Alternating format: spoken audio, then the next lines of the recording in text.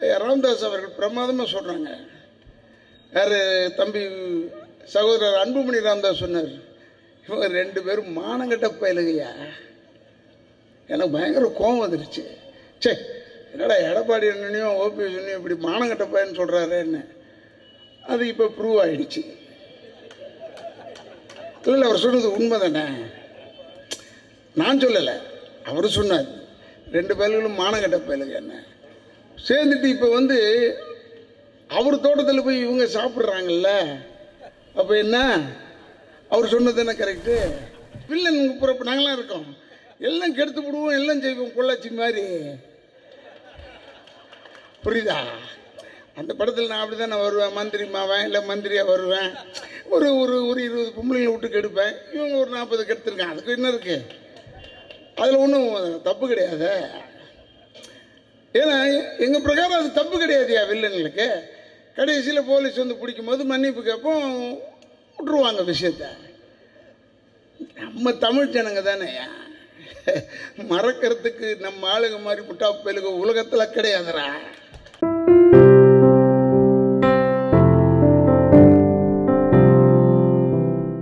ராதாரவி என்ன பேசுகிறான் என்று கேட்க வந்திருக்கும் ஒரு சில அதிமுக சேர்ந்த சகோதரர்களுக்கும் என்னுடைய வணக்கங்களை கூறி, ஏன்னா நான் கேட்டுட்டு போனதுக்கப்புறமா எனக்கு ஃபோன் போடுவாங்க கொஞ்சம் பேர் தெரிஞ்சவங்களாக இருந்தால், நீ சொல்கிறதெல்லாம் கரெக்ட் தான், ஏன் என்னையா செய்கிறதுன்னு தான் கேட்பாங்க. எதுக்கு நான் சொல்கிறேன்னா, என்னை எங்கள் அதிமுக நீங்கள் திமுக வந்துட்டீங்களேன்னு சொன்னாங்க. இல்லையா, முதல்ல நான் திமுகவில் தான் இருந்தேன், ஆனால் போயிட்டு இப்போ திருப்பி இங்கே தான் இருக்கிறேன் அப்படின்னு சொல்லுவேன். நான் இங்கே இருந்தாலும் நம்ம திராவிடத்தில் இருக்கிறோம் அப்படின்னு சொல்லுவேன். பட் இப்போ இந்த கூட்டணிலாம் பார்க்கும்போது நான் எவ்வளோ பெட்ரு இல்லை, இதெல்லாம் பார்த்தேன். நான் தனிப்பட்ட ஆள், ஒரு மேடை பேச்சாளர், நான் ஒரு நடிகன். நான் வந்ததுக்கே 150 கேள்வி கேட்டாங்க இந்த பத்திரிகைக்காரங்க. இப்போ எல்லாம் பெரிய தலைங்கள்லாம் வந்திருக்கு. வீடு தேடி போய் ஒருத்தர் ஷால் போடுறாரு. அவரை நான் ரொம்ப மதிப்பேன். நான் எனக்கு எப்பயும் அவரை பிடிக்கும். ஏன்னா அவர் சொன்ன ஒரு விசித்திரமாக சொல்லுவார், ஆனால் அது மாதிரி நடக்க மாட்டார். அவர் எப்பேற்பட்ட தலைவராக இருக்கிறார், ஆச்சரியமாக இருக்குன்னா, ஐயா ராமதாஸ் ஆகட்டும், இல்லை ஒரு பையனாகட்டும், அன்புமணி ராமதாஸ், அவர் படித்தவர் இருந்தாலும், அவர் ஐயா ராமதாஸ் அவர்கள் எம்பிபிஎஸ் டாக்டர் இல்லையே, ஆர்எம்பி தானே. ஆனாலும் இவர் இருக்கார், எல்லாருமே நல்லா பேசுகிறாங்க, அருமையாக பேசக்கூடியவர்கள். நான் உண்மையில் எதிர்பார்க்கவே இல்லை. அட கூட்டணி சேர்ந்துக்க கழுத, அதை பற்றி ஒன்றும் கவலை இல்லை. அதெல்லாம் யார் கேட்டா? அதெல்லாம் அரசியல் சகஜம் தானே. போய் சேர்றது, கூட்டணி சேர்றது. கேட்டால் பிஜேபி சொன்னார்கள் போய் சேர்ந்தேன்னு சொல்லுவேன், அப்புறம் திராவிடமே வேணான்னு சொல்லுவேன், அப்புறம் போய் அதிமுகவில் போய் சேருவேன், கூட்டணியில் தலைமையில் இருக்கிற கூட்டணியில். அதெல்லாம் தப்பு கிடையாது. சரி, அது ஏதோ கதை இருந்துட்டு போன்னு விட்டுலாம். ஆனால் கேவலம் என்னென்னா, அவர் வீட்டு தேடி போய் நீ ஷால் போடுறிய சகோதரர் விஜயகாந்துக்கு. இன்னைக்கு வரைக்கும் தெரியாது விஜயகாந்துக்கு நீ தான் போட்டியா இல்லையான்னு. இல்லையா? இல்லையா, எனக்கு தெரியும், அதனால சொல்கிறேன். நான் என்ன பொய்யா சொல்கிறேன்? 100 வாட்டி தட்டி சொன்னால் கூட தெரியாது. அமெரிக்காவில் அட்வைஸ் பண்ணியிருக்கான், இப்போ கூப்பிட்டு போகாதீங்க வேற அப்படின்னு. பட் இப்போ அவர் வரலன்னா இங்கே கல்லா கட்ட முடியாது, இங்கே வியாபாரம் பண்ண முடியாது, அதனால் கூப்பிட்டு வந்திருக்காங்க. இருந்தாலும் நான் எதுக்கு சொல்கிறேன்னா, இப்போ கூட நான் மாவட்டத்துக்கிட்ட சொல்லிட்டு இருந்தேன், இதெல்லாம் நான் பேசுகிறது தான் ரொம்ப தப்பாக பேசுகிறேன். நம்ம இன்டர்நெட் ஜனங்க இருக்குது, அதான் நம்மளை வளர்த்த ஆளுங்களே அதுங்க தானே. அவங்க இல்லைன்னா நமக்கு, நான் இப்போ இந்த 2வது தடவை சினிமா உள்ள வந்திருக்கவே மாட்டேன். அப்போ நான் என்ன பேசினாலும் போடுவாங்க, பயங்கரமாக போடுவாங்க. நான் தான் மோசமாக பேசுகிறேன்னு எல்லோரும் நினச்சிட்டு இருந்தாங்க. எனக்கு மேலே இருக்கப்பல நம்ம விஜயமாவுடைய பிள்ளை, விஜயகாந்த் பிள்ளை ரொம்ப பிரமாதமாக பேசுகிறான். பாடா மற்றவங்க மட்டும் பேசுகிறான். இல்லை, அது நானே பெட்ரு பார்த்தேன். பரவாயில்ல, நம்ம தயாரிப்புகள் நல்லா இருக்குடா. எதிர்காலத்தில் ஒரு ஆள் வேணும்ல அப்படியே பேசுறதுக்கு. ஏன் சொல்ல சமட்டு மணிக்கு பேசுகிறான். ஏன் அவன் பேசுகிறத கேட்டிருந்தா இன்னைக்கு ராமதாஸ் போகக்கூடாது அந்த வீட்டுக்கு. அதை விட அந்த மாப்பிள்ளை இருக்கார் சுதீஷ், நல்லவர் தான் அவர். நான் அவங்கள பற்றிலாம் நான் பெருசாக பேச வரல. ஏன்னா அடையாளம் தெரியாதவர்களை பற்றி பேசி அடையாளம் தெரிந்து கொள்ளக்கூடாது. நீங்கள்லாம் இதெல்லாம் எதுக்கு சொல்றேன்னா, மாம்பழப்பாவம் சுத்தி அது என்ன பெரிய அரசியல்வாதியா? சரி, ஏதோ எடை கட்டி விற்கிற ஆள் மாதிரி அவரு. அது ஒரு வியாபாரி.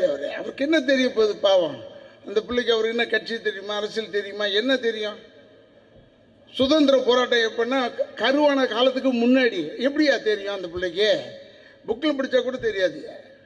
அந்த பையன் தப்பா அவர் சொன்னார், எங்களுக்கு பாட்டாளி மக்கள் கட்சிக்கு கொடுத்துட்டு எங்களுக்கு கொடுத்துட்டாங்களே நாங்கள் வருத்தப்படுறோம்னு சொல்கிறாரு. ஆனால் நான் பாட்டாளி மக்கள் கட்சியை ஏன் நான் பாராட்டுறேன்னா, ராமதாஸ் அவர்கள் பிரமாதமாக சொல்கிறாங்க. யார் தம்பி சகோதரர் அன்புமணி ராமதாஸ் சொன்னார், இவங்க 2 பேரும் மானங்கட்ட பயலுகையா. எனக்கு பயங்கர கோபம் வந்துருச்சு. சே, என்னடா எடப்பாடி அண்ணனையும் ஓபிஎஸ் அண்ணையும் இப்படி மானங்கட்ட பையன்னு சொல்கிறாருன்னு. அது இப்போ ப்ரூவ் ஆகிடுச்சு. இல்லை, அவர் சொன்னது உண்மை தானே, நான் சொல்லலை, அவர் சொன்னார்.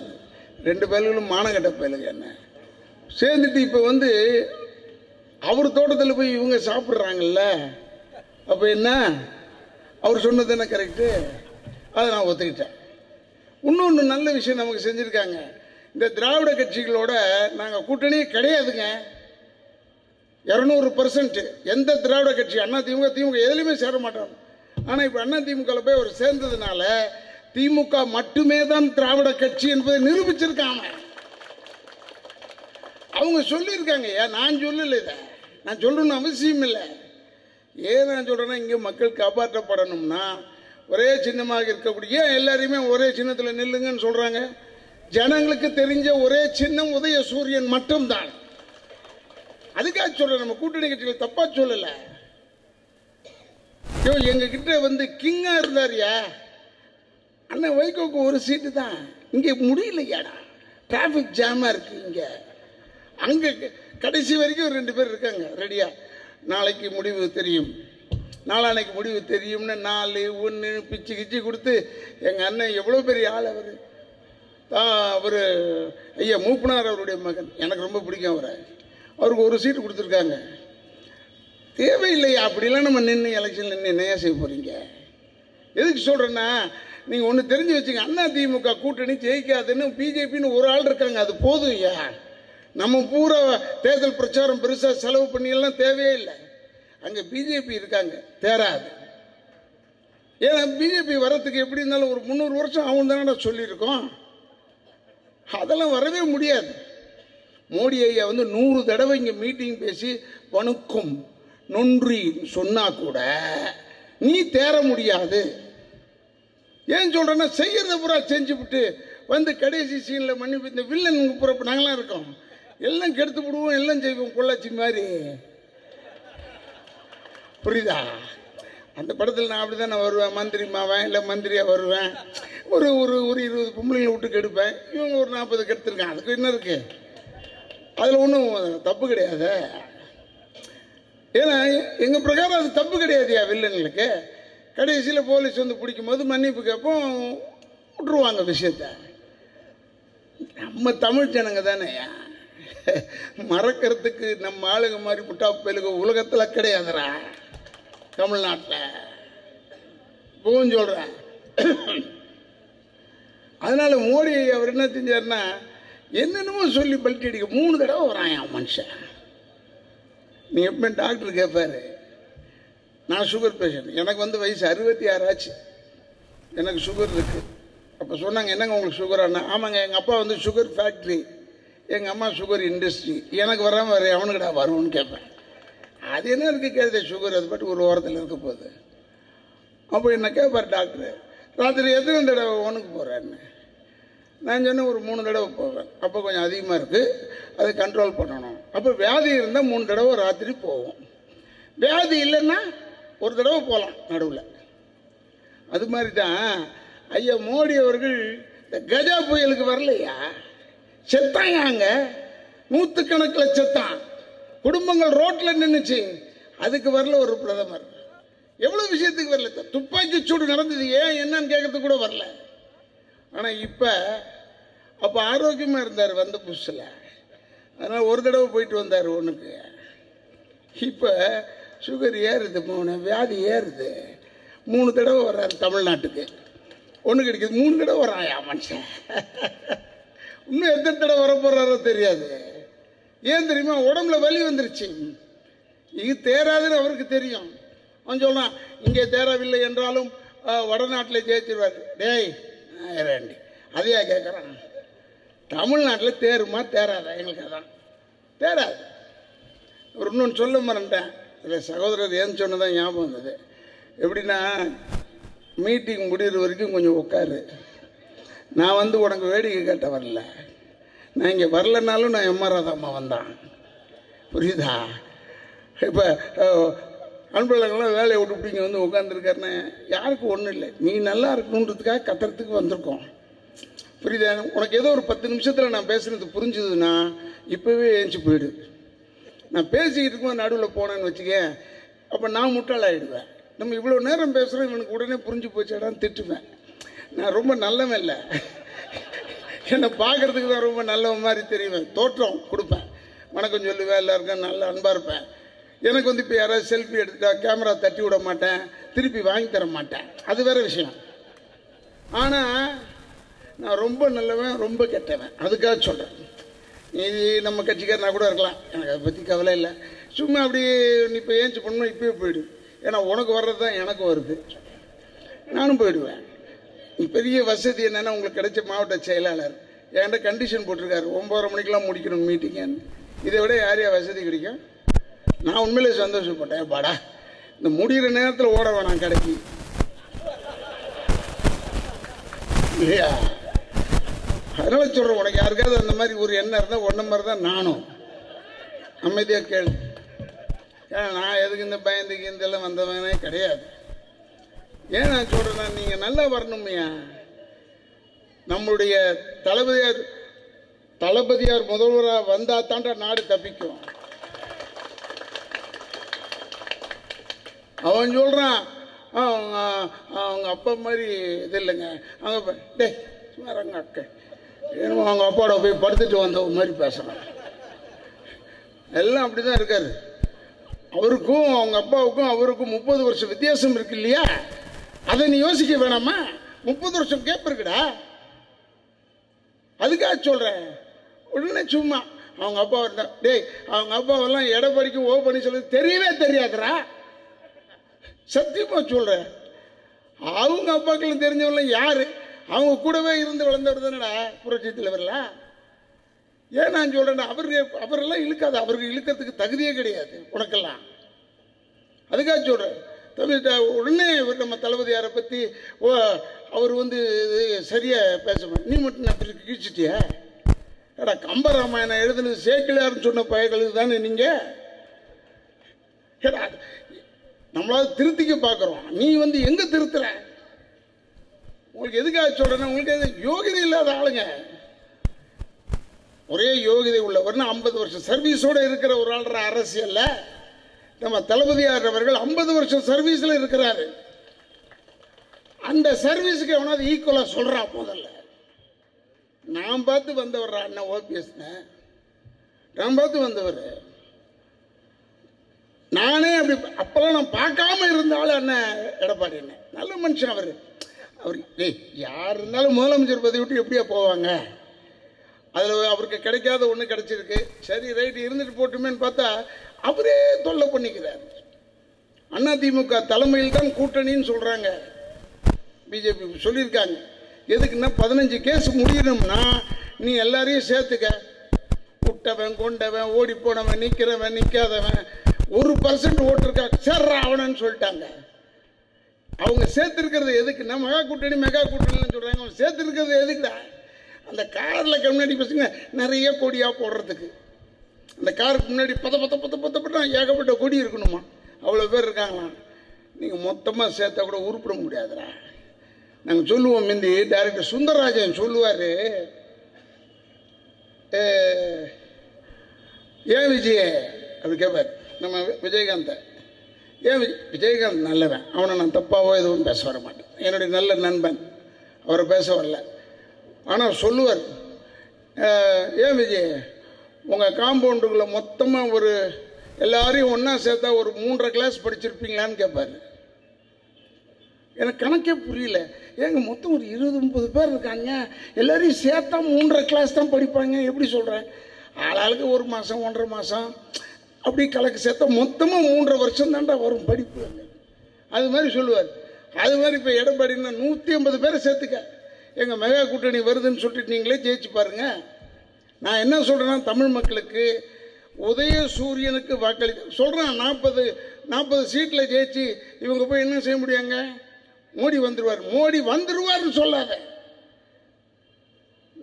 நம்மளுடைய ராகுல் அவர்கள் தான் பிரதமர்னு எங்களுடைய தளபதியார் சொல்லியிருக்கார். ராகுல மாற்றம் இருக்க போது எல்லாரும் கங்கணம் கட்டி நிற்கிறான். உனக்கு ஜாக்கிரதை. 15 லட்சம் ரூபாய் கொடுக்குறேன்னு சொன்னான். நான் நம்பிக்கிட்டு இருந்தேன். ஐயா 3-4 மாதம் அமைதியாக இருந்தேன். நானும் என்னை கூப்பிட்டாங்க மீட்டிங்கில், நான் வரமாட்டேன். எப்படி ஐயாவை திட்ட முடியாது மோடியை, ஏன்னா 15 லட்ச ரூபா போயிடுமோன்னு. இல்லை இப்போ கடன் வாங்கிட்டு வந்தால 15 லட்சம் ரூபாய் இப்படி பார்த்த உடனே பிரமிச்சிட்டேன். நான் ஒரு படத்துக்கு நிறைய ஒரு ஒரு 10 லட்சம் ரூபாய் சம்பாதிக்கிற ஆள் நானே பிரமிச்சனே. சைக்கிள் ரிக்ஷா ஓட்டுறப்ப எவ்வளோ சந்தோஷப்பட்டிருப்பான்டா. 15 லட்சம். அப்புறம் தான் தெரிஞ்சுது எப்படின்னா, ஒருத்தன் எங்கள் ரோடு பக்கத்தில் வியாபாரம் பண்ணிட்டு இருந்தான். 250 ரூபா கொடு, 250 ரூபா கொடு, 250 ரூபா கொடு, உன் வாழ்க்கை பூரா நீ உட்காந்தே சாப்பிட்டுட்டு இருக்கலாம், 250 ரூபா கொடு. கூட்டம் சேர்ந்துருச்சுயா 250 ரூபா கொடுக்கறதுக்கு. எல்லாரும் 250 ரூபா 250 ரூபா சிட்டு போட்டு எழுதிட்டான். வாழ்க்கை பூரா உட்காந்து சாப்பிடலான்னு சொல்லிட்டான் பாரு. அப்படியே எல்லாரும் சந்தோஷம். எப்படி நம்ம 5 லட்சம் ரூபாய்க்கு நம்ம ரெடி ஆயிட்டோமோ அந்த மாதிரி பார்த்துக்கிட்டே இருக்க வச்சுட்டான். நானே பிரமிச்சிட்டேன்.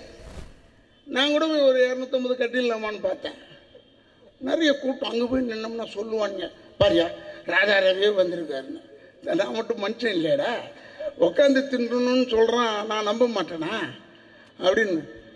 கடைசியில் பார்த்தா சாயந்தரம் வரைக்கும் ஒன்றுமே செய்யலை. அவன் 250 ரூபா கூட வாழ்க்கை பூரா உட்காந்து சாப்பிட சொல்லிகிட்டே இருக்கானே ஒழிய எதையுமே செய்யலை அவன். இப்போ கடைசியில் சாயந்தரமானு கொஞ்சம் டென்ஷன் ஆகிட்டான். காலையில் 250 ரூபா கொடுத்த பார்ட்டியெல்லாம் என்னையா சொன்னோன்னு ஒரு சேர் எடுத்து அவனுக்கு கொடுத்தான். 250 ரூபா கட்டினவனுக்குலாம் ஒரு சேர். என்னன்னா, ஆமாயா வாழ்க்கை பூரா நீ உட்காந்தே சாப்பிடலாம் அதில். அதைத்தான் அது மாதிரி இருக்குடா மோடி 5 லட்சம் ரூபா கொடுக்கறது. நமக்கு உட்காந்தே சாப்பிடலாம், நியாயம் தானே அவன் சொன்னது. அவன் கொடுக்குற 250 ரூபா வீட்டில் வச்சுருந்தோம்னா வாழ்க்கை பூரா சாப்பிடலாம். ஏன் நான் சொல்கிறேன்னா, நீங்கள் தெரிஞ்சுக்குங்க, எந்த பயலுமே எல்லாம் பொய்யான கருத்துக்களை சொல்லி, அதுவும் தமிழ்நாட்டுக்கு முதல் விரோதி யாரான்னா நம்ம ஐயா மோடி அவர்கள் முதல் விரோதி தான். டேய் இப்போவே நீ எங்கெங்கே எடுத்துக்கிட்டா அதெல்லாம் நான் அந்த கணக்கெலாம் நான் சொல்லக்கூடாது. எல்லா இடத்துலையும் இந்திக்காரங்க தான் அதிகமாக இருக்காங்க. நம்ம மாவட்டம் இருக்கிறதுனால சொல்கிறேன். ஓட்டு போடுறதுக்கு எவனாவது வந்தா வெள்ளை வெள்ளையர்னு சப்ப மூக்கோட வந்தா நிறுத்தவன. நீ எப்படா பிறந்த இந்த ஊர்லன்னு கேளு. ஓட்டு உரிமை தந்திருக்கான் அவனுக்கு. 5 வருஷத்துக்கு முன்னாடி தான் தமிழ்நாட்டுக்கே வந்திருக்கான். அவனுக்கு ஓட்டு உரிமை தந்திருக்க. ஆனால் நம்ம ஆளுங்க இந்த திருப்பூரில் வேலை செய்கிறவன், திருநெல்வேலிக்காரன், கோயம்புத்தூர்காரன்லாம் நிறைய பேர் இருக்காங்க. நீ அங்கே போய் பார். தேர்தல் அன்னைக்கு எல்லாம் லீவை போட்டு போவாங்க. எங்கடா ஊரில் போய் ஓட்டு போடணும்னு. அவன் ஊருக்கு போகணும் லோக்கல் ஆள். இவன் நேபாளிலேருந்து வந்தவனுக்கு இங்கே 5 வருஷத்தில் எப்படா ஓட்டு உரிமை? நீ கேளு. நீ தைரியமாக நிறுத்தலாம். நீ பிறந்த இடத்துல போய் போடு ஓட்ட, இங்கே போடாத. ஏன்னா 2 கோடி பேரை இறக்கியிருக்கான். 2 கோடி பேர் இந்த பிரிட்ஜு கட்டுறேன், அதை கட்டுறேன், இதை கட்டுறேன்னு விளையாட்டுக்கு இல்லை. இந்த டோல்கேட்லாம் நிறுத்தி வச்சிருக்கான். அந்த தாலி பிள்ளைங்களுக்கு முதல்ல தெரியல என்ன. அவனுக்கு எப்படி என்ன தெரியும்? அவன் வந்து மணிப்பூர்லேருந்து வந்திருக்கான். என் வண்டியை பார்த்த உடனே பக்கத்தில் இருக்கோம் சொன்னான், ராதா ரவியா நடிகர், அவருக்கு அவர் கட்சி மீட்டிங் போகிறார். கேன்னு கேட்குறாங்க. அக்கா உதைக்கலாமான்னு ஆச்சு. டேய் போய் பாருடா, நமக்கு ரோஷம் இல்லைடா, போய் பாரு. நான் போகிறேன், சிறுதிக்கு போகிறேன் மகாராஷ்டிராவில். அங்கே பாரு, எல்லாமே மராட்டி தெரிந்தவன் மட்டும் தாண்டா உட்காந்துருக்கான் டோல்கேட்டில். இங்கே தமிழ் தெரிந்தவன் தாண்டா உட்காரணும். எதுக்கு சொல்றேன்னா, போய் பார், சண்டிகர்ல போய் பார், டோல்கேட்ல அந்த சர்தார்ஜி தாண்டா உட்காந்துருக்கான். அங்க வேலை செய்யறவங்க பூரா சர்தார்ஜி தான் பஞ்சாப்ல. ஏண்டா நம்ம மட்டும் மானங்கட்ட பயிலுக எவனோ ஒருத்தன் நேபாளிலேருந்து ஜெய்ப்பூர்லேருந்து வந்திருப்பான், அவனுக்கு உட்காந்து வேலை போடலாமாடா? தரக்கூடாது. நம்ம தமிழர்கள் தான் வரணும்னா இவன் முதல்ல எங்க வந்தான்? வடநாட்டுக்காரன் எங்கடா வந்தான்? முதல்ல குர்காவா வந்தான். உள்ள வீடை பார்த்துக்கிற வாட்ச்மேன் நாய் அங்கிருந்து முள்ளமா உள்ள வந்து வந்து வந்து இப்ப நமக்கு ஓனரா நிக்கிறான்டா. நம்ம வாட்ச்மேன் ஆகிட்டு இருக்கோம் தமிழ்நாட்டில். தெரிஞ்சுக்க, எனக்கு ஒன்றும் இல்லை. அதனால தான் நடுவில் ஏந்திரிக்காத மொத்தமாக கேட்டுக்க கதைன்னு சொல்கிறேன். ஏன்னா ஏகப்பட்ட கட்சி ஆயிடுச்சுடா. இந்த என் சகோதரன் கமலஹாசன் கூட கட்சி ஆரம்பிச்சிருக்காரு. நம்ம நண்பர் ரஜினிகாந்த் தெரிஞ்சு போச்சு, இதில் ஒன்றும் வேவாதரான்னு. இது ரொம்ப கஷ்டம். இது 6 தொகுதியாமே ஒரு எம்பிக்கு. சொன்ன உடனே அவர் சொல்லிட்டார், நான் சட்டமன்ற தேர்தலுக்கு வரேன், இப்போ வேணாம். அவருக்கு கரெக்டாக தெரியும் சட்டமன்ற தேர்தல் வந்தால் முதலமைச்சர் ஆகிடுவார்னு அவருக்கு தெரியும். அதனால் அவர் சொல்கிறார், அவரை பற்றி நான் பேசக்கூடாது. நல்ல மனுஷன். நம்ம இவர் இருக்கார் கமலஹாசன், மேதாவி. அவர் வந்து அரிஸ்டாட்டிலே கரைச்சி குடித்தவர். அவர் பல அறிவாளிகளை கரைச்சி குடித்தவர்றா அவர். இதான் முதல் முறையாக ஒரு கட்சியில் நான் பார்க்க, என் வயசுக்கு ஒருவேளை நான் அந்த அளவுக்கு அறிவாளி இல்லை.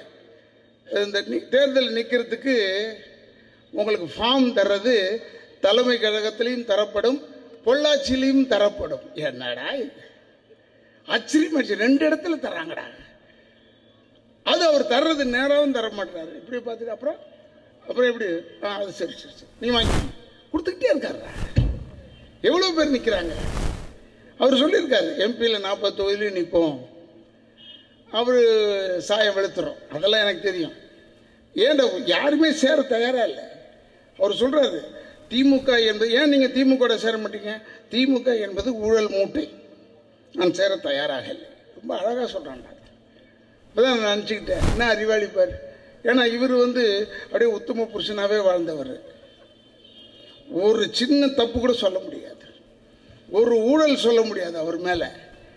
அவர் எல்லா பணமுமே ஒயிட்ல தான் வாங்குவார், பிளாக்ல வாங்கவே மாட்டார். அது ஊழல் செய்யாதது. சும்மா நம்பி வந்த 4 பேரையே துரத்தி விட்டாரு. சரி, அதை விட அதை அப்புறமா பார்த்துக்கலாம். நான் எதுக்கு சொல்றேன்னா, பேசுறது யோகிதை இல்லாதவெல்லாம் பேசுறான்டா. நான் சகோதரர் கமலஹாசன் நல்ல நடிகன், அதை நான் ஒத்துக்கிறேன். அதுல இருந்து நான் தப்பு சொல்ல மாட்டேன். நான் நடிகர் திலகத்துக்கு பிறகு நான் ரொம்ப பாராட்டுற ஒரு அற்புதமான நடிகர்னா கமலஹாசன் தான். நான் சினிமாக்காரப்பேன், அதனால தான் சொல்கிறேன். அவர் ஒரு கட்சி ஆரம்பிச்சுக்கிட்டார். அதில் ஒரு சின்னம், அதில் 3 கை வெளியே தெரியுது, 3 கை உள்ளே போயிடுச்சு. சரி, அதை விட நமக்கே அதெல்லாம் சொன்னால் ஏதோ தப்பாக சொல்கிறோன்னு சொல்லுவாங்க. இல்லை உள்ளன்னா இந்த கைக்கு உள்ளே போயிடுச்சு, அதுக்காக சொல்கிறேன். அவர் ஒரு கட்சி, ஆளாளுக்கு ஒரு கட்சி தான். இன்னைக்கு காலையில் கூட ஒருத்தங்க ஃபோன் பண்ணாங்க. என்னன்னு கேட்டேன், சரத்குமார் சார் நம்பர் தெரியுமான்னு. ஏங்கன்னு கேட்டேன். இல்லை நாங்கள் கூட்டணி வைக்க வரோம். சரி, 350ல் இது ஒரு 350 சேரும் போல இருக்கு. மொத்தம் 400 பேர் தானே, சேர்த்துட்டு போ. அதில் 40 பேர் நின்றுட்டான்னா என்ன செய்யறது? மீதி பேர் அவரு என்ன தனியாக நிற்பேன்னு சொல்றாரு. தனியாக தான்டா எல்லாருமே நிற்கணும். யாரா இருந்தாலும் இப்போ நம்ம கூட்டணி சேர்ந்துருக்கும் பாரு, நம்ம எல்லாரும் ஒன்றா சேர்ந்து நிற்க முடியாது ஒரே இடத்துல. ஒவ்வொரு தொகுதிக்கும் ஒவ்வொரு ஆள் தான் நிற்கணும். தனியாக தான்ப்பா நிற்கணும். அது ஏன் அனௌன்ஸ் பண்ணுறீங்க? அப்படி நான் தனியாக தான் நிற்பேன். பக்குன்னு ஆயிடுச்சு. எவ்வளோ துணிச்சல் பாடுறா. அதெல்லாம் ஒவ்வொருத்தங்க கட்சி ஆரம்பிச்சு, எந்த கட்சி எந்த கொடினும் தெரியல. சினிமாவில் அன்னைக்கு முந்தா நேற்று ஒரு அரசியல்வாதி வேஷம். ஆனால் என்ன கலர்னு போடலாம், சும்மா ஒரு அரசியல்வாதி மாதிரி. நான் சொன்னேன், எனக்கு தெரிலடா, ஏகப்பட்ட கலர் இருக்குது, எப்படி போட போகிறேன்னு தெரில. ஒன்று செய், 12 கலர் 7 கலரையும் ஒன்றா போட்டுடுறா, அப்படி கொடி கிடையாதுடான்னு சொன்னேன். எதுக்கு சொல்கிறேன்னா, ஏகப்பட்ட கட்சிடா. அதுதான் நான் சொல்லுவேன். எங்கள் அப்பா எம்ஆராக இருக்காரு, அதால் அறிவாளிடா. 1947 நாடகத்திலே சொல்றாரு. அப்பவே எப்படி இதெல்லாம் கணிச்சிருக்கான்னு தெரியல. அதாவது அவளாளுக்கு ஒரு கட்சி, அவனுக்கு ஒரு தலைவன், 10,000 பட்னி பட்டாளம், பிளகாட்ஸ் ஏண்டா நாட்டை கெடுக்கிறீங்க. அப்போ சொல்லியிருக்காரு, இப்போ செய்கிறாங்கடா எல்லாரும்.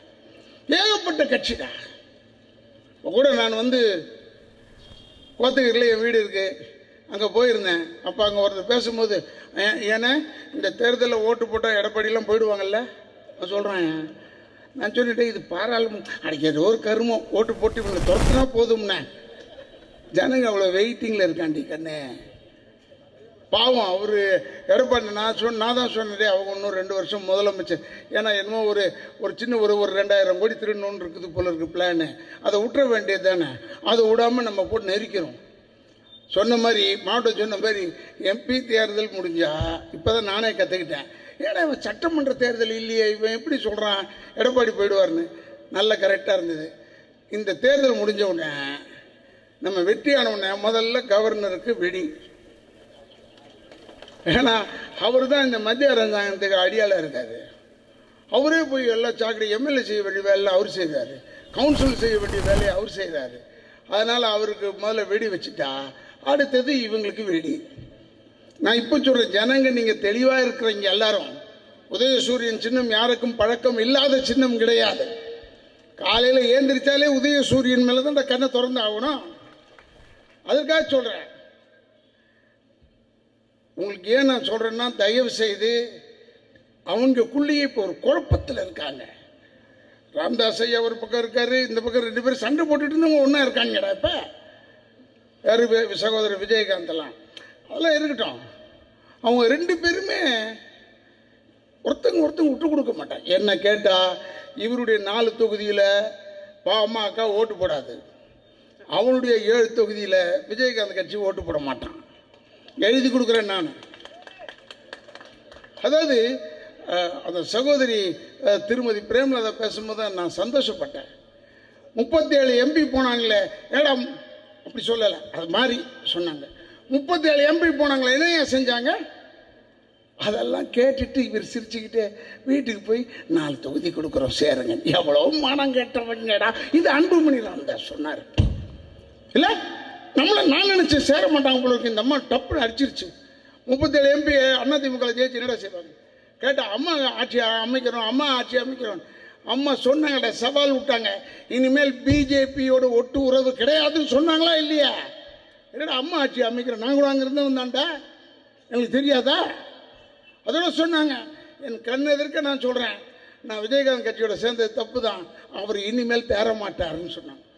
அதான் தப்பு சொல்லிட்டாங்க, அவர் தேர மாட்டாருன்னு சொல்லிட்டாங்க. அதை பற்றி நமக்கு என்ன இருப்பா, நம்ம அதெல்லாம் சொல்கிறதுக்கு இல்லை. ஏன் நான் சொல்கிறேன்னா, அதெல்லாம் மறந்துட்டு எப்படா சேர்ந்தீங்க?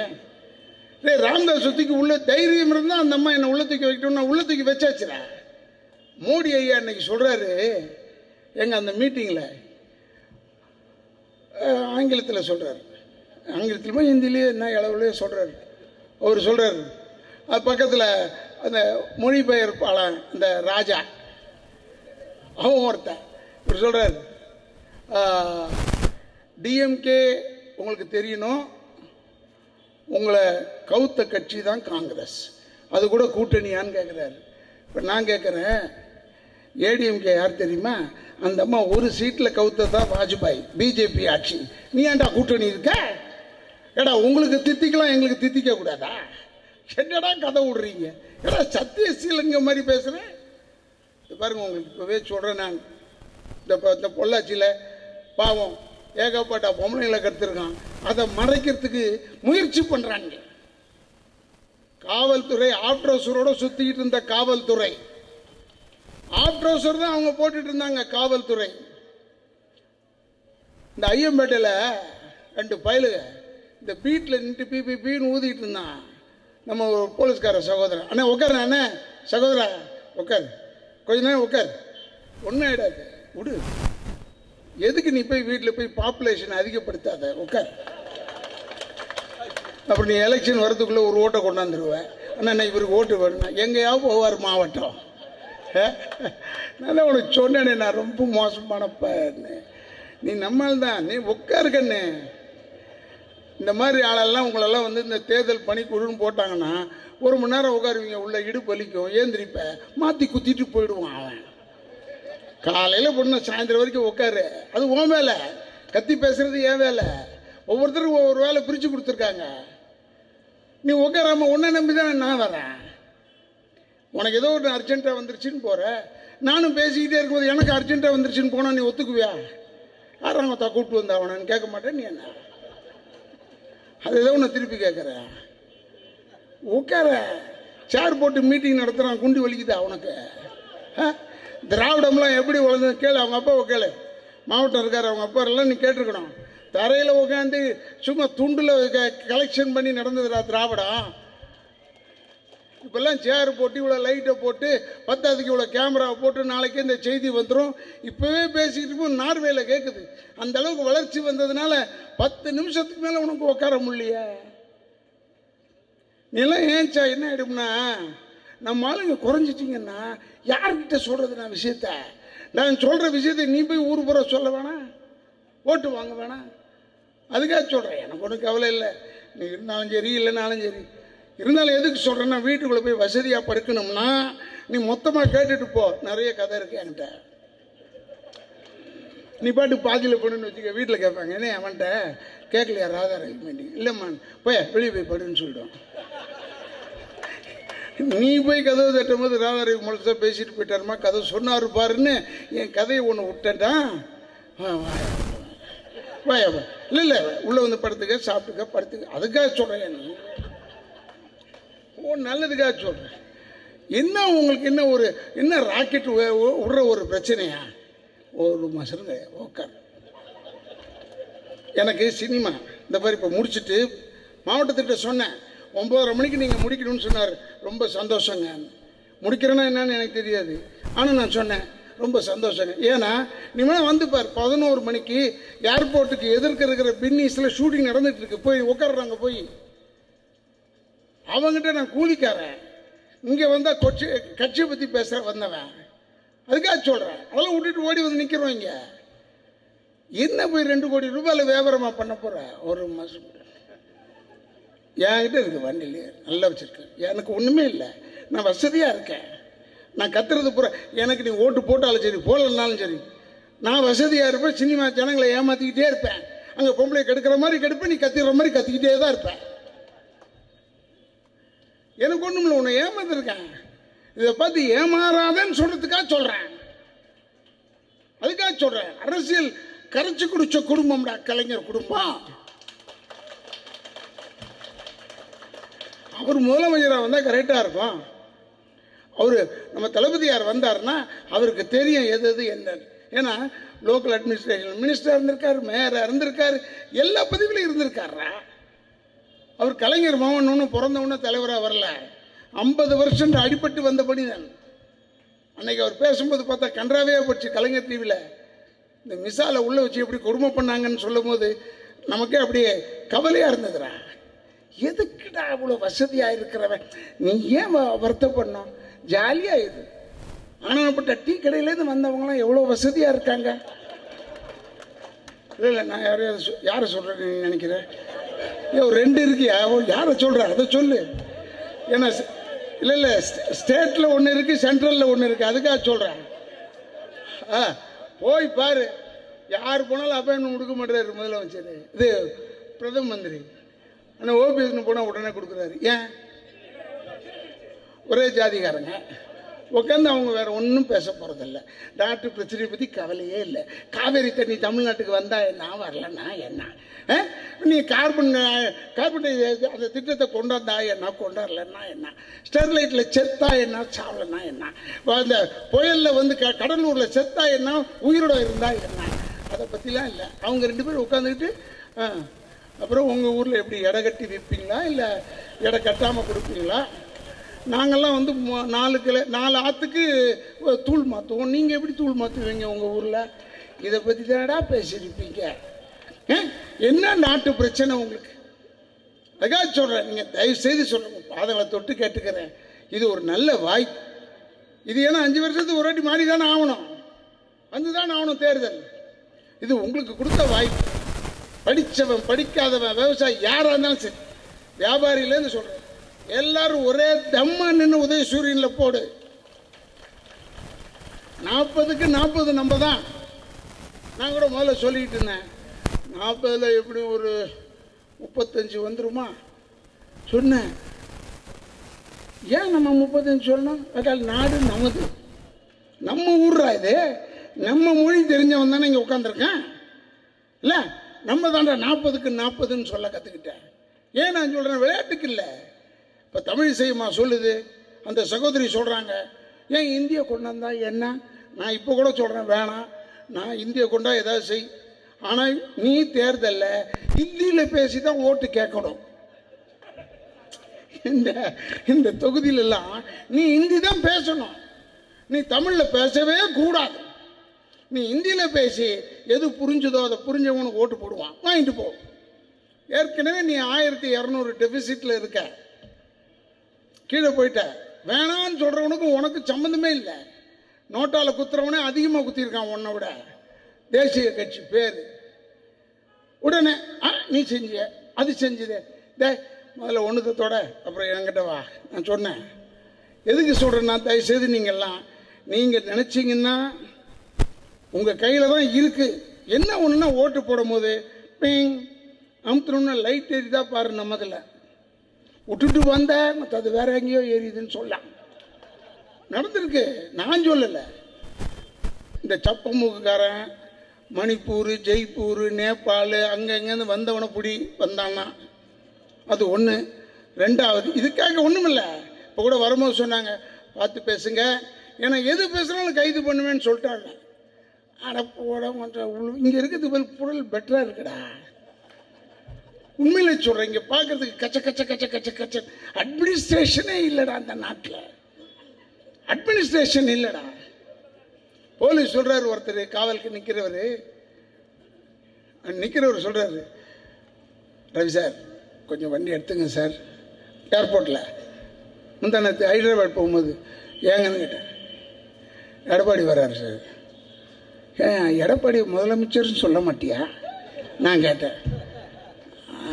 என்னதான் எடப்பாடி தாஸ், விடுங்க சார் அப்படி சொன்னார். போலீஸில் நம்மளுக்கு நிறைய பேர் இருக்காங்கல்ல, நல்லவன் தான் போலீஸ். அதனால தானே நீங்கள் ஆஃப் ட்ரௌசரை போட்டிருந்தீங்க. ஐயம்பேட்டை சொன்னனே, விட்டுட்டேன்னு நினைக்காத. சின்ன பசங்க 2 பேர் டப்புன்னு இந்த கஞ்சி போட்டு வெறப்பாக இருக்கும் அந்த ட்ரௌசரு, அதில் அப்படி குனிஞ்சு பார்த்துட்டு போயிட்டான் ஒருத்தன். குனிஞ்சு பார்த்தோன்னே போலீஸில், ஏய் என்ன திமுற கொண்டு அப்படி இன்னும் குனிஞ்சு பார்த்து போகிறேன். அண்ணா பையனை காணான்னு தேடிட்டு இருந்தேன்னு சொல்கிறான் அவன். அப்போ பையனை காணான்னு தேடிட்டு இருந்தேன்னா அவ்வளோ பெரிய ட்ரௌசர் அது, அவ்வளோ அசிங்கமான இருந்தவங்க, வெக்கப்பட்டுக்கிட்டு இருந்தவங்க போலீஸ்காரங்க. அதை அவர்கள் மானத்தை காக்க ஃபுல் பேண்ட் போடணும் சட்டம் கொண்டு வந்தது கலைஞர்ரா. அப்படி போலீஸ் தலை நிமிர்ந்து நின்னாங்களா கலைஞர் இருக்கும்போது? பொள்ளாச்சியில் மானங்கட்ட தினமாயிடுச்சுடா. ட்ரௌசர் இல்லாமல் இருக்காங்கடா போலீஸ்காரங்க. செஞ்சவனை இல்லைன்னு சொல்றாங்க. போய் பாரு, எத்தியோப்பியால 2 பேர் 6 பேரை தான் கெடுத்திருக்கான். 2 பேர் 6 பேரை கெடுத்திருக்கான்னு நினைக்கிறேன். அவன் உறுப்பை டேபிளில் வச்சு ஒரே நட்டுன்னு போட்டான். முடிஞ்சது கதை. அது மாதிரி இல்லடா முடிக்கணும். போய் அவன்கிட்ட நீங்கள் அந்த பொண்ணு கம்ப்ளைண்ட் கொடுக்குற பொண்ணுக்கிட்ட போய் கேட்டால் சொல்லுமாடா, உங்களை என்னென்ன செய்தார்கள்? துணியெல்லாம் நீக்கினார்களா? பிறகு வேற என்னென்ன செய்தார்கள்? எத்தனை பைசா? இதெல்லாம் கேட்கலாமாயா? அது சொல்லணும்னு இவர்களுக்கு தெரியவில்லை, அதனால் இப்படி சொல்கிறார். எழுதுறான்டா ரிப்போர்ட். பேர் சொல்லி ஆளை காமிச்சு கூட இன்னும் ஆக்ஷன் எடுக்க யோசிக்கிறான்னா அப்பேற்பட்ட கேவலமான நாடுறா தமிழ்நாடு. No administration. புட்டிச்சு உள்ள போடு இம்மிடியட்டா. என்ன இவனுக்கு போயிட்டு ஒரு சலுகை இருப்பாரோ ஒரு சந்தேக கண்ணோடு பார்க்கிறோம். காவல்துறை சேர்ந்தவர்களுக்கு சொல்கிறேன், உங்களுக்கு தெரியும். இப்போ கூட நான் வரும்போது பல காவல்துறையினர்லாம் அங்கெல்லாம் பார்த்தேன். எப்படி பார்த்துட்டு ஒரு வணக்கம் சொல்கிறதுக்கு முன்னாடியே ரவினா வணக்கம்னு சொன்னாங்க. அப்போயே தெரியும் நம்ம ஜெயிச்சிட்டோன்னு. அவங்க தான் நமக்கு ஜோசியக்காரங்க. அந்த நம்மளை பார்த்து சிரிச்சிட்டு அப்படி செஞ்சாங்க, டிக்கெட்டு வாங்கிட்டோம், கொடி ஏற்றிட்டோன்டான்னு. அவங்க பார்த்து அப்படி திரும்பினாங்கன்னா நமக்கு கிடையல, இந்த ஏரியா நமக்கு இல்லை அப்படி தெரிஞ்சுக்கலாம். அதை வந்து காவல்துறை சேர்ந்தவங்களுக்கு தெரியும். திமுக தான் வெற்றி பெற போகுதுன்னு யாரும் சொல்லணும்னு அவசியமே இல்லை. திமுக தான் இந்த எம்பி தேர்தலில் வெற்றி பெற போகுதுன்னு எல்லாருக்கும் தெரியும். அதனால சொல்கிறேன். இப்போ கூட பாவம் நம்ம சகோதரர் ஏசி சண்முகனனுக்கெல்லாம் அவர்களை போய் திருப்பி வேலூரில் நிற்க வச்சுருக்காங்க. நல்ல மனுஷன்தான், பணம் இருக்குது, வசதி இருக்குது, அதெல்லாம் கரெக்டு. இப்போ நம்ம இவர் ஐஸ்வரி கணேஷ் வந்து நிற்கிறாரா தேர்தலில்? புத்திசாலி, பணத்தை வச்சு படம் எடுக்கணும், அப்படி ஜாலியாக போயிட்டார். நீ அது மாதிரி போகாமல் நீ ஏன் இந்த தேர்தலில் இங்கே வந்து நிற்கிற? இல்லை, வெத்தலைபா கடைக்கார மாதிரிலாம் இருக்கிறவங்களாம் வந்தால் எப்படிறான் நாடு? கொஞ்சமாவது ஜென்யூனிட்டி வேணாமா எல்லாருக்கும்? இப்போ நம்ம திருமாவளவனை எடுத்துக்கிட்டீங்கன்னா பார்த்தீங்கன்னா அவன் வந்து ஒரு போராளிடா, தெரியுதுடா. பார்த்தா திருமாவளவனை பார்த்தா தெரியலையா? போராட்டம் பண்ண ஒரு தகுதி உள்ளவன்டா. அண்ணன் வைகோ வந்தாருன்னா போராடக்கூடியவர், பேசக்கூடிய ஒரு தகுதி உள்ளவர்ரா. இது மாதிரி எல்லாரையும் நம்ம வச்சுருக்கோம். ஏன் நான் சொல்கிறேன்னா, தயவுசெய்து தமிழ் மக்களாகிய நீங்கள் வீட்டில் போய் சொல்லி எல்லாரும் நம்ம நல்லா இருக்கணும்னா உதயசூரியன் தான் வெற்றி பெற வேண்டும், நம்ம தளபதியார் வந்து முதலமைச்சராக வர்றோம் அப்படின்னு நினச்சா போடுங்க. இப்போ என்ன ஆகணும்னு நான் சொன்னதை மனசில் வச்சுங்க. 2 விஷயம், ஓட்டு போட்டுட்டு பார்த்துக்கிட்டே இரு, லைட் எரியுதான்னு. லைட் எரிஞ்சோன்னு வெளியே வா. அதெல்லாம் சும்மா சால்ஜாப் சொல்கிறாங்க. வடநாட்டிலலாம் நிறைய இடத்துல அமுத்துனது ஒரு இடம், ஓட்டு விழுந்தது வேற ஒரு இடமா. நான் சொல்லலை, ரெக்கார்டே இருக்கு. அதனால சொல்கிறேன். ஏன்னா நம்ம ஊரில் இன்னும் கொஞ்சம் குழப்பத்தில் இருக்கான். என்ன செய்கிறது, என்ன குழம்பாத. அதான் எங்கள் அப்பா நல்ல ஒன்று வாழ்வான்ல சொல்லுவார், எம்ஜிஆர் எதிர்த்து இவர் தேர்தலில் நிற்பார், அவர் ஜெயிச்சிருவார், இவர் தோற்றுருவார். எம்ஜிஆர் ஜெயிச்சிருவார், எங்கள் அப்பா தோற்றுருவார். ஆனால் 2 பேரையும் தூக்கிட்டு ஆடிக்கிட்டே போவானுங்க, ஜெய் ஜெய் ஜெயன்னு. அப்போ எங்கள் அப்பா கேட்பார், ஏண்டா யாரா ஜெயிச்சா யாரா தோத்தா? அவர் ஜெயிச்சுட்டாருங்க, நீங்கள் தோத்துட்டீங்க. அடப்பாவிகளா, ஏடா அவனையும் தூக்கிட்டு ஆடுறீங்க, என்னையும் தூக்கிட்டு ஆடுறீங்க, என்னடா நாட்டு மக்கள்? இது மாதிரி பல தடவை சொல்லியாச்சு மக்களுக்கு. இன்னும் அப்படியே தான் இருக்கான். மாறணும். நீங்க மொழியை, எவன் ஒருவன் மொழியை காப்பாற்றுகிறானோ அவன் தான் கலாச்சாரத்தை காப்பாற்ற முடியும். ஞாபகம் வச்சுக்க. நம்ம மொழிடா, இந்த பார், நான் எல்லா மொழியுமே இனிப்பானது, ஆனால் திணிக்க கூடாது. நான் வந்து இந்தி ஒழிக ஓடி போடலாம் சொல்ல மாட்டேன், நீ திணிச்சா ஒழிகன்னு தான் சொல்லுவேன். எல்லா பாஷையும் கற்றுக்கிட்டோம், தப்பு இல்லை. ஆனால் தமிழ்நாட்டில் இருப்பவர்களுக்கு முதலிடம் கொடுத்து தமிழைத்தான் கற்றுக் கொடுக்க வேண்டும். அதுக்கு சொல்கிறேன். நம்ம தமிழ்நாட்டில் இருக்கோண்டா, டேய் நான் தெலுங்குக்காரன், நானே சொல்கிறேன் தமிழப்படுறான்னு புரிஞ்சுக்க வேணாம். எனக்கு சோறு போட்டது நீடா, என்ன இது இந்த மேடையில் நிற்க வச்சது நீ, வேற எங்கே நம்ம வந்துட்டோம்? திராவிடம் சத்தம் கொடுத்தா இங்கே நிற்கிறோம்.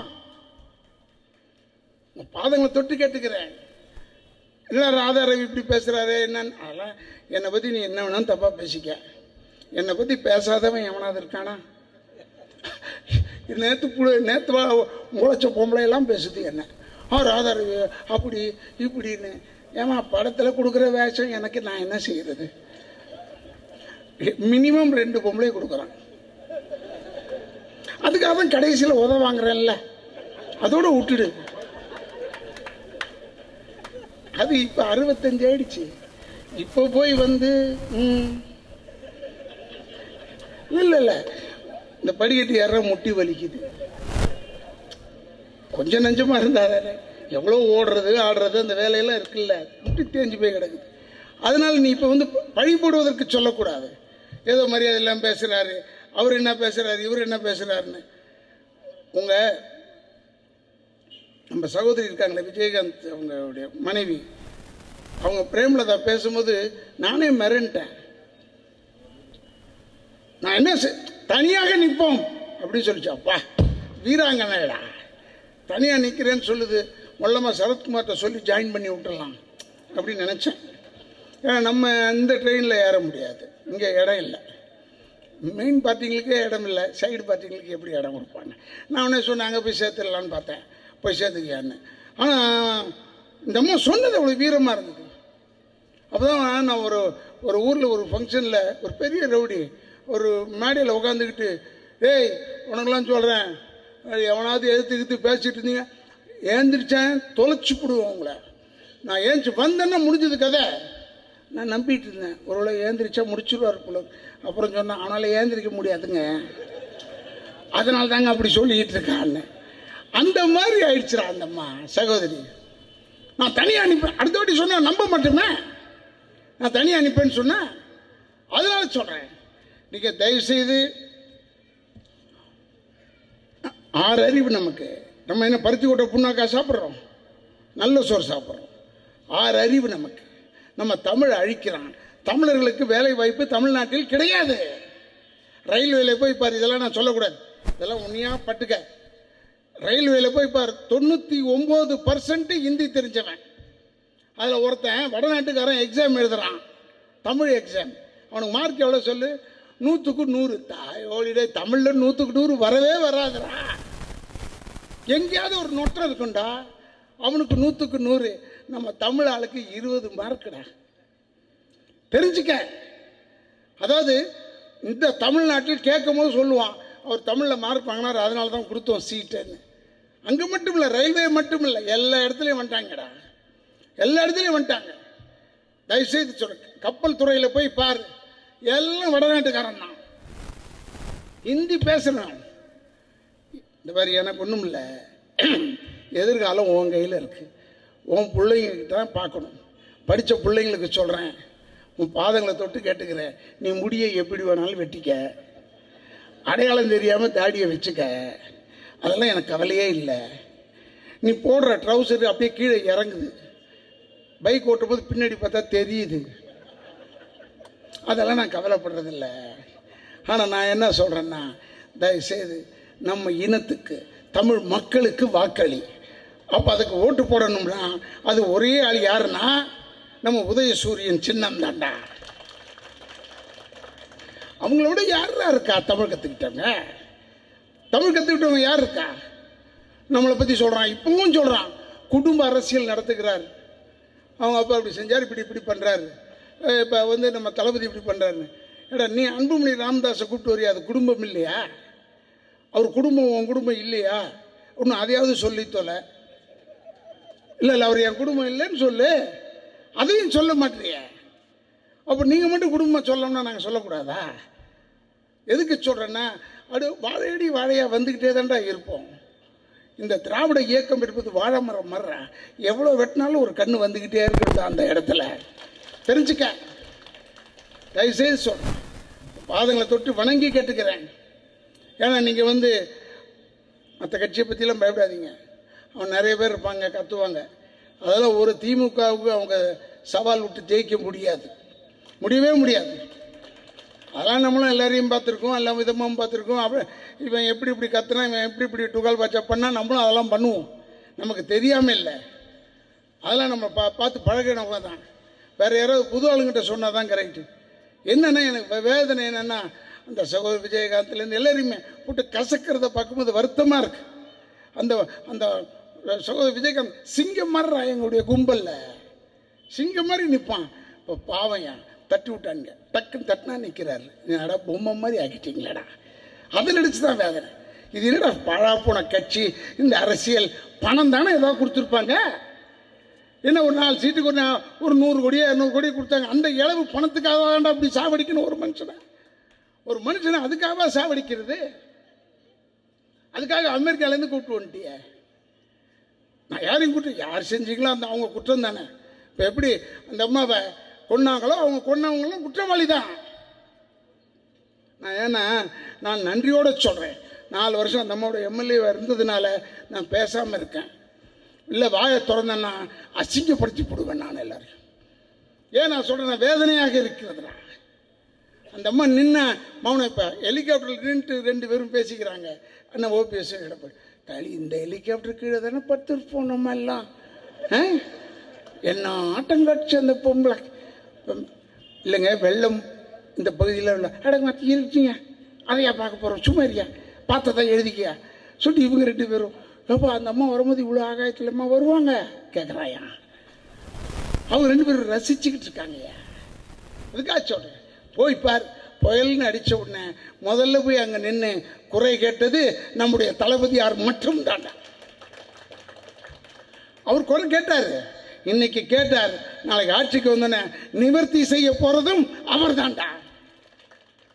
அது மக்களுக்கு தெரியும். படித்த ஸ்டூடெண்ட்ஸ்ல பின்ன எதுக்கு ராகுல் காந்தி ஸ்டெல்லா மேரிஸ் வந்தவனே அவனை அழகா இருக்கிறான் ஆளு. மோடி வராரு, கமலஹாசன் வயசாயிடுச்சு, நம்ம கமல் தான், அவர் ஹீரோவாக இருந்தார், நிறைய செஞ்சார், அதனால சாகசங்கள் செஞ்சார், அப்படி இருப்பாரோன்னு பார்க்க வருவாங்க. மோடி வருது, நிறைய கூட்டம் வருது, எடப்பாடி அண்ணனுக்கு கூட்டம் வருது, காலேஜ்லேருந்து பசங்களை கூட்டு வந்து உட்கார வைக்குது. அவன் ராகுல் காந்தியை பார்த்தா அப்படியே ஹீரோ மாதிரி இருக்கான், சக்கச்சவேல்னு இருக்கான். இந்த நாள் பிரதமர் ஆனா போய் பேசினா ஒரு மரியாதை இருக்கும். இவன் தாடியை வச்சுக்கிட்டு அதை டேய் 6 லட்சம் ரூபா கோட்டு போடுறதுனால நீ பெரிய ஆளா இல்ல.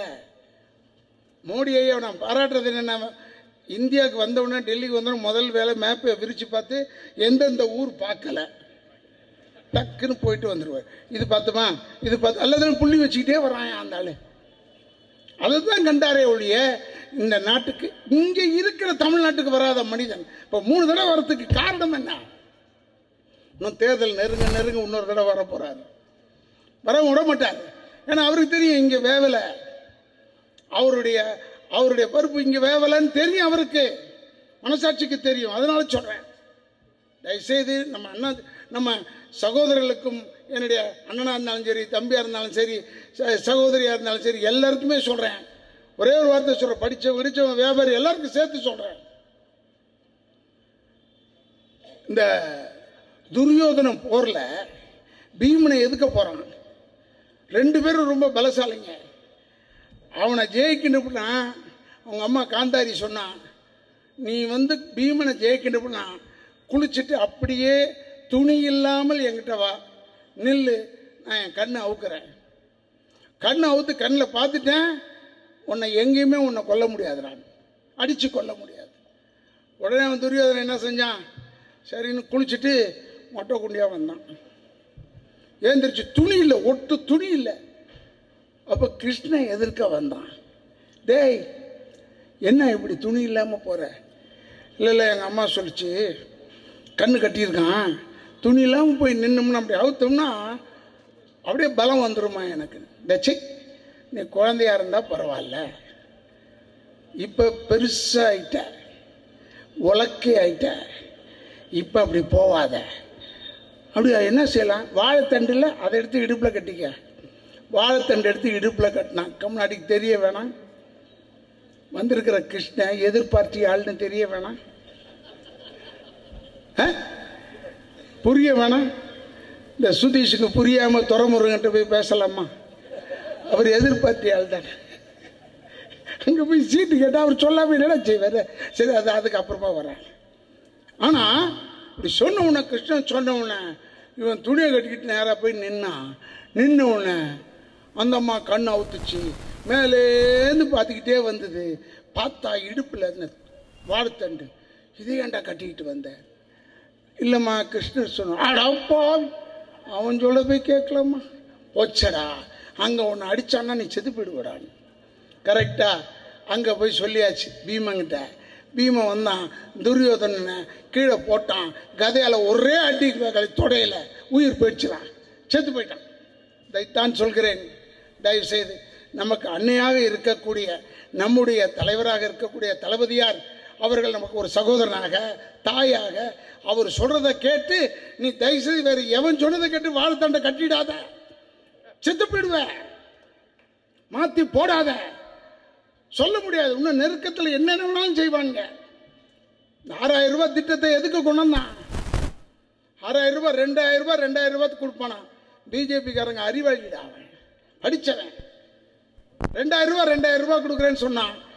ஏன்னா அந்த தேர்தல் நடந்து ரிசல்ட் வர்ற வரைக்கும் அது போகும். அது திட்டம், அறிவிச்ச திட்டம், அதை கொடுப்பேன்னு சொல்லுவான். இவன் தான் சென்ட்ரல் கவர்மெண்ட்ல இருக்கான், ஆமான்னு அங்கே சொல்லுவான். தேர்தல் அதிகாரி சொன்ன உடனே இங்கே கொடுப்பான். நம்ம ஆளுங்க அதை வாங்கிட்டு கடைசி வரைக்கும் கொடுத்தாரியா ஆயிடாங்க. டேய் பார், நான் இப்பவும் சொல்கிறேன், எனக்கு ஒன்றுமே இல்லை. ரோட்டில் ஒருத்தன் கக்கூஸ் போயிட்டு இருந்தான். கக்கூஸ் போயிட்டே வெள்ளரிக்காய் தின்னுட்டு இருந்தான். ஏன்டா ஒன்று வெள்ளரிக்காய் தின்னு, இல்லைன்னா கக்கூஸ் போகிறேன். அது நான் சொந்தமாக வாங்கின வெள்ளரிக்காய், நான் தொட்டு கூட தின்பேன். தொட்டு தின்னான். நான் என்ன செய்ய முடியும்? அதுக்கு நான் சொல்ல தான் முடியும். தேசியில் இருக்கிற சகோதரர் வரைக்கும் காலில் விழுந்து கேட்டுக்கிறேன், தயவுசெய்து சொல்கிறேன், நல்லது நடந்தால் சந்தோஷப்படுவேன். வேற எதுவும் நடக்காதுன்ற நம்பிக்கையோடு இருக்கிறேன். ஏன்னா உன்னுடைய முகத்தில் வெற்றியின் முகம் தெரிகிறது, அதனால் சொல்றேன். நமக்கு கவலையே இல்லை. ஏன்னா நம்ம கிட்ட கெஞ்சினவங்கெல்லாம் இருக்காங்க, தெரிஞ்சு வச்சுக்க. சகோதரர் சுதீஷ் அவர்கள் போன் பண்ணி நம்முடைய துறைமுறைகிட்ட கேட்டிருக்காரு, மாப்பிள்ள கேட்டிருக்காரு, சீட்டு நீ இடம் இல்லைப்பா. யதார்த்தமாக சொல்றது கரெக்ட் தானே? அந்த 2 பேர் கட்சியிலேருந்து போயிருக்காங்க. அவங்கள யாருன்னு எனக்கு தெரியாதுன்னு சொல்றாரு. யாருன்னு தெரியாதுன்னா உண்மையிலே சொல்றேன், எனக்கு வேற அமைச்சர்களை தெரியாது. அப்படி சொன்னா என்ன அர்த்தம்? அமைச்சர்கள் கூடவா தெரியாது? எனக்கு தெரியாது. எனக்கு தெரிஞ்சது பூரா அந்த அம்மாவை மட்டும்தான் தெரியும்.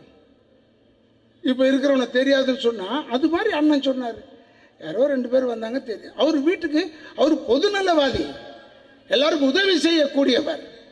அவர் வீட்டுக்கு வரான் 2 பேர். நான் என்ன சொல்றேன், அவங்க ஒன்றும் சீட்டை பற்றிலாம் பேசலைன்னு சொல்றாங்க. வேற எதுக்கு அந்த வீட்டுக்கு போகணும்? ஸ்கூல் சீட்டுக்கு பணமா? இல்லை ஏதாவது உங்க ஏரியாவில் ரோடு போடலன்னு அவர்கிட்ட போய் கேட்கலாமா? எதுக்கு போன? நீ சீட்டை தவிர வேற எதுக்கு போயிருப்ப? அவர் யதார்த்தமாக அவர் சொன்னார், இதெல்லாம் என்ன கேட்காதீங்க, எங்கள் தலைவரை போய் கேளுங்க போங்க. இப்போ இங்கே கிடையாது.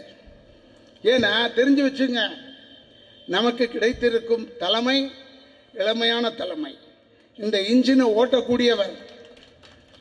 அதனால வண்டி ரெடியாக இருக்கு. ஆரஞ்சு கொடி பறக்குது, அப்படி ரெட்டு அப்படி பச்சை போட்ட உடனே வண்டி நவுற ஆரம்பிச்சிடும். ஏறுறவன் நினைக்கிறவன் இப்பவே ஏறிக்க. உன் நன்மைக்கு சொல்றேன். ஏன்னா ஜெயிச்சுட்டு கடைசியில் வெற்றி பெற்ற இயக்கத்தில் இருக்கிறேன்னு தைரியமா சொல்லலாம். அதுக்காக சொல்றேன் உன்ன. நீ எந்த கட்சியில் வேணாலும் இரு, நீ வாழணும்னா அந்த தமிழ் தெரிய வேண்டும் என்றால் நீ உதயசூரியனுக்குத்தான் வாக்களிக்க வேண்டும். நான் சகோதரர் சொல்றேன், ஒன்னு நீ பயப்படாத. எதுக்கு நீ பயப்பட வேணாம். அதிமுக பற்றிலாம் பயப்படவே வேணாம். ஏன்னா அவங்க ஏற்கனவே 2-3 ஆயிட்டாங்க. அதை விட்டுடு. 2-3 ஆயிட்டாங்க. இந்த ராம்தாஸ் ஐயா நேற்று வரைக்கும் திட்டிட்டு இருந்தார், தாயோடு படுத்ததற்கு சமம்னு சொன்னார். அத்த மாதிரி மனுஷன் இப்ப போய் சேர்ந்திருக்காரு. அப்ப நம்ம திருப்பி கேட்டா தப்பாயிடும்ல. நம்ம கேட்கக்கூடாது. நான் கேட்க மாட்டேன், அதை விட்டுடு. இது மாதிரி மானங்கட்ட பயல்களை நான் பார்த்ததே இல்லை. என்ன தெரியும் இந்த ஆளுக்கு எடப்பாடிக்கு? அண்ணா அன்புமணி ராமதாஸ் சொல்றாரு, அவரு எவ்வளவு மூளை இல்லாதவர், அது வேற. ஏன்னா 7 தொகுதி வாங்கிட்டு அவர் சொல்றாரு, எதிர்காலத்தில் நாங்கள் தான் நாட்டை ஆள போகிறோம். எப்படியா வர முடியும்? எப்படி வர முடியும்? 42 சீட்டு நீ ஜெயிச்சுட்டேனே வச்சுக்க. 7 சீட்டில் 42 சீட்டை வச்சுட்டு எப்படி முதலமைச்சர் ஆக முடியும்? அறிவு வேணா உனக்கு. எதுக்கு சொல்றேன்னா, நான் அவரை கொஞ்சம் ரொம்ப அறிவாளின்னு எதிர்பார்த்துட்டேன், தப்பு பண்ணிட்டேன். அதனால சொல்றேன். என்ன கூட அங்கே ரஞ்சித்னு நம்ம சகோதரர் போய் சேர்ந்தார். அப்போ என்ன கேட்டார், ஆனால் நீங்கள் வரீங்களா பாட்டாளி மக்கள் கட்சின்னு? நான் சொன்ன வர மாட்டேன்றேன். ஏன்னா அவர் திடீர்னு சொல்லுவார், ரோட்டில் நின்று சாட்டையில் அடின்னு சொல்லுவார். நம்ம சாட்டையை தூக்கிட்டே சுற்றுவோம், ஆளை காணாம போயிடுவான். புரியுதா? அதெல்லாம் வேணான்னு சொல்லிட்டு விட்டோம். இதெல்லாம் ஏன் நான் சொல்கிறேன்னா, மானத்தோடு வாழ்கிறோம், தலை நிமிர்ந்து நிற்கிறேன், சந்தோஷமாக இருக்கிறேன்னா நம்ம வீடு தாண்டா திராவிட முன்னேற்ற கழகம். இந்த தமிழ்நாட்டில் இருக்கிறவன் தலை நிமிர்ந்து நிற்கிறப்பட இங்கே இருந்தால் தான் முடியும். நீ எங்கே வேணாலும் வச்சுக்க. நான் சகோதரர் சீமான்லேருந்து சொல்கிறேன். இந்த ஏரியாவில் கொஞ்சம் பேர் சீமான் சகோதரெலாம் இருப்பாங்க. நான் சொன்னேன், சீமானை என் வீட்டுக்கு கூப்பிட்டே சொன்னேன், நீ தனியாக கத்திக்கிட்டு இருந்தால் வேலைக்கு ஆகாதுன்னு. நீ வந்து சேர்ந்து வாயா, தமிழ்நாடை காப்பாற்று. நீ தான் சொல்றிய தமிழ்நாடை காப்பாற்றணும்னு. யாரோட சேர்ந்தா காப்பாற்ற முடியும்? திமுகவோட சேர்ந்தாதான்டா காப்பாற்ற முடியும். இது எல்லாருக்கும் தெரிஞ்ச விஷயம்டா. என்ன அழகா பேசுறான் தம்பி சீமான் அவர்கள், நல்லா பேசுற. என்ன இளவோ அது விடு, நமக்கு என்ன இருக்கு. நல்ல தம்பி வந்தா நல்லது. இப்போ தனியாக நிற்கிறேன்னு சொல்லுது, சரி ரைட்டு. ஒரு தொகுதிக்கு ஒரு 5000 ஓட்டு வாங்கி ஒரு 40ன்னா ஒரு 5000 போட்டால் எப்படி 20,000 ஓட்டு மொத்தமாக தமிழ்நாட்டில் இருக்குன்னு அர்த்தம். அதை சொல்கிறதுக்காக தான் செய்கிறாரா என்னன்னு தெரில. தயவுசெய்து சொல்கிறேன். ஏன்னா அதிமுக பற்றி கவலைப்படாதீங்க, குழம்பிகிட்டு இருக்கான். இந்த பக்கம் இருந்தால் ஒருத்தன் கோபால்னு நம்ம பையன் எதிர் வீட்டு நிர்மலாவை லவ் பண்ணிட்டான். நம்ம வீட்டு பையன் கோபால் எதிர் வீட்டு நிர்மலாவை லவ் பண்ணிட்டான். லவ் பண்ண உடனே பாட்டெலாம் பாடினான். நிர்மலா சொல்லிச்சு, யோ பாட்டு பாடினது போதும், என் எப்பயா கல்யாணம்னு. இது எங்கள் அப்பாவை கேட்டுக்கிறேன் ஒரு வார்த்தை. கல்யாணம்னு அப்பாவை கேட்குறியா? சரி நீ பயப்படாத, நான் எங்கள் அப்பா கேட்டுக்கிறேன் இருன்னு சொல்லிட்டு அவன் என்ன செஞ்சான், நேராக அப்பாட்ட போனான். இப்போ நான் ஒரு பொண்ணை லவ் பண்ணுறேன், கல்யாணம் பண்ணிக்கலான்னு இருக்கேன். யாரா அதுன்னு கேட்டேன். எதிர்ட்டு நிர்மலா அப்பா. ஐயோ கேட்டா அதை போய் கேட்டு வேற யாராவது சொன்னால் இப்போ கல்யாணம் பண்ணி வச்சுருடா. ஏப்பா என்னப்பா தப்பு? யார்கிட்டையும் சொல்ல மாட்டேங்க. இல்லைப்பா நான் சொல்ல மாட்டேன். இல்லை உங்கள் அம்மாட்ட சொல்ல மாட்டேன்ல, சத்தியமாக சொல்ல மாட்டேன் சொல்லிட்டாம. அதாவதுடா அந்த நிறுத்திட்டான். என் மேலே சத்தியமாக சொல்லு. சரிப்பா உன் மேலே சத்தியமாக சொல்கிறேன், சொல்ல மாட்டேன். அது எனக்கு பிறந்த பொண்ணுடா. இவன் ஒன்றும் இல்லை, உனக்கு பிறந்த பொண்ணா? இதை போய் விரும்பிட்டுமே, இப்போ இவனுக்கு பிறந்ததுன்னா எனக்கு தங்கச்சி முறையாயிடுமே அப்படின்னு அழுதுகிட்டே போகணும். தாடி வச்சுட்டான். சோகம்னு தாடி வளர்ந்துருமே. அப்படியே இருந்தோன்னே அவங்க அம்மா கறி கேட்டா, கோபால் கோபால் ஏன்டா கண்ணு சாப்பிட மாட்டேற? ஏன் தாடி வளர்க்குற? சும்மா இருமா, என் வேதனையை நான் பார்த்துக்கிட்டு இருக்கேன். ஏன்டா கண்ணு இதான் லவ் ஃபெயிலியரா? அப்படி தான் வச்சுக்கேன். யாரா பொண்ணு? நீ யார்கிட்டையும் சொல்ல மாட்டேல்ல? இல்லை இல்லை நான் யார்கிட்டையும் சொல்ல மாட்டேன். நம்ம எதிர் வீட்டு நிர்மலா. ஐயோ அழகான பொண்ணுடா, மகாலட்சுமி மாதிரி இருக்காடா, அப்படி கல்யாணம் பண்ணிக்க. அங்கே தான் உதப்பு. ஏன் என்னாச்சு? அது வந்து அம்மா நீ யார்கிட்டையும் சொல்ல மாட்டேல்ல? சொல்லுவேன். அப்பாட்ட கேட்க மாட்டேல்ல? கேட்க மாட்டேன்டா. அது நம்ம அப்பாவுக்கு பிறந்த பொண்ணா? கொப்பனுக்கு பிறந்த பொண்ணா? விட மாட்டான். டேய் அவனை பழி வாங்கிறதுக்காக அந்த பொண்ணையை கல்யாணம் பண்ணுறான். ஏமா உனக்கு அறிவு இருக்கா? உனக்கு அறிவு இருக்கா? அந்த பொண்ணு எப்படி இருந்தாலும் என் தங்கச்சி முறையாயிடு, எப்படிமா கல்யாணம் பண்ணலாம்? இல்லடா கண்ணு, நீ உங்க அப்பனுக்கு பிறக்கல.